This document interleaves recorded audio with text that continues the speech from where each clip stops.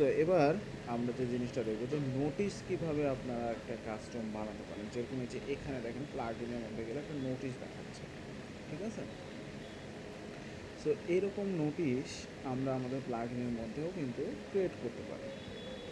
So কীভাবে সেটাকে handle করবো চলুন দেখি। এটার জন্য হুক আছে, ঠিক আছে?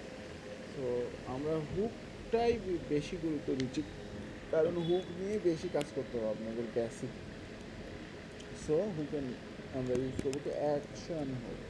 এরপর আমরা দেবো ফিল্টার হুকের কাজ। সো অ্যাকশন হুকের এবার এই নামটা কী হবে? এই নামটা হবে অ্যাডমিন নোটিস। সো আমি দিচ্ছি অ্যাডমিন নোটিস, এই যে ওই হুকটার নাম হচ্ছে।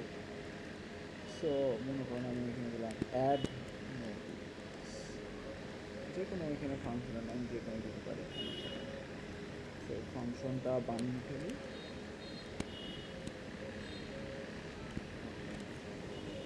সো ফাংশনটা আমরা বানিয়ে ফেললাম। এরপর এখানে যেহেতু আমি HTML ক্লাস অ্যাড করবো, সো এখানে যেটা করবো যে পিএসপি এখানে শেষ করবো, মানে এখান থেকে পিএসপি শেষ হয়ে গেলে আবার এই যে এই ব্র্যাকেট যেহেতু আছে এখানে আবার শুরু হবে। সো এর মধ্যে আমি কিন্তু এখন HTML লিখতে পারি, ঠিক আছে?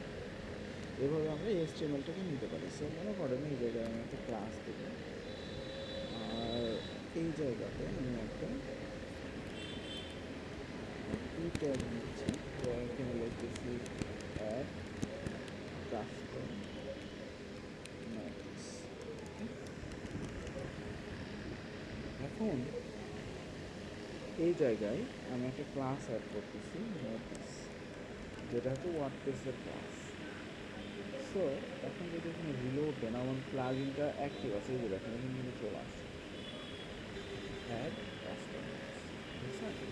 আমি যদি অন্য পেজে যাই সেখানেও কিন্তু আছে, অন্য পেজে যাই কাস্টম প্লাগইনের মধ্যেও আছে, সব জায়গাতে আপনি চাইলে যে কোনো একটা জায়গাতে এটাকে হ্যান্ডেল করতে পারেন স্লাগ ধরে, এটা পরে দেখুন।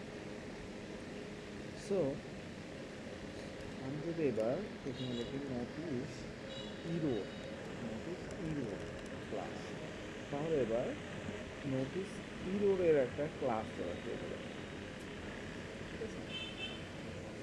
আমি যদি দিই এখানে ইনফো, সো এখানে এবার চেঞ্জ হয়ে যাবে নোটিসটা, ঠিক আছে? এভাবে আপনি বিভিন্ন নাম এখানে দিতে পারেন, সাকসেসও দিতে পারেন।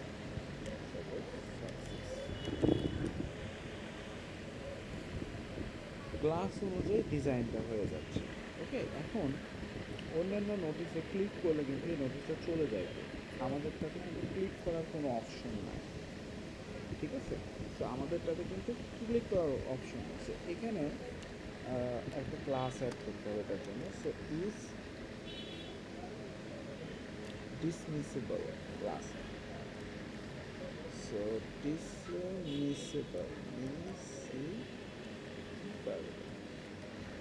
এই ক্লাসটাকে আপনি অ্যাড করতে হবে।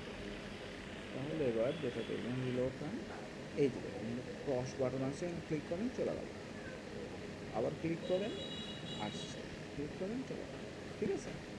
সো এইভাবে আমরা একটা কাস্টম নোটিস অ্যাড করতে পারি।